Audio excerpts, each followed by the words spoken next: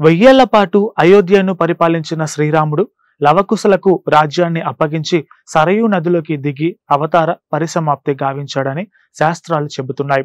రాముల వారి అవతార పరిసమాప్తి సంగతి అలా ఉంచితే, శ్రీరాముడి బాహ్య శరీరంగా చెప్పబడే లక్ష్మణుడి అవతార పరిసమాప్తి ఎలా జరిగింది అనే సంగతి చాలా మందికి తెలియదు. శ్రీరాముని అవతార పరిసమాప్తి గురించి మాట్లాడేందుకు యమధర్మరాజు అయోధ్యకు వస్తాడు.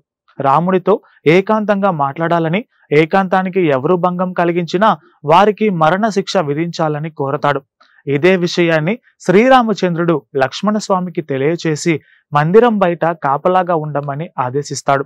లోపల ఏకాంతంగా చర్చలు జరుగుతూ ఉండగా శ్రీరామ దర్శనం కోసం దుర్వాస మహాముని వస్తాడు. దర్శనానికి అనుమతి లేదని, సమయం పడుతుందని చెప్పినా దుర్వాస మహాముని ఒప్పుకోడు. ఆగ్రహంతో శపించబోగా రాముల వారికి విషయం చెప్పి వస్తానని లక్ష్మణుడు గదిలోకి వెళ్తాడు.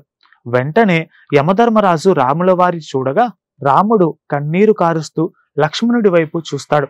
లక్ష్మణుడు సమిధ రూపంలో అవతారాన్ని చాలించి వైకుంఠానికి వెళ్తాడు.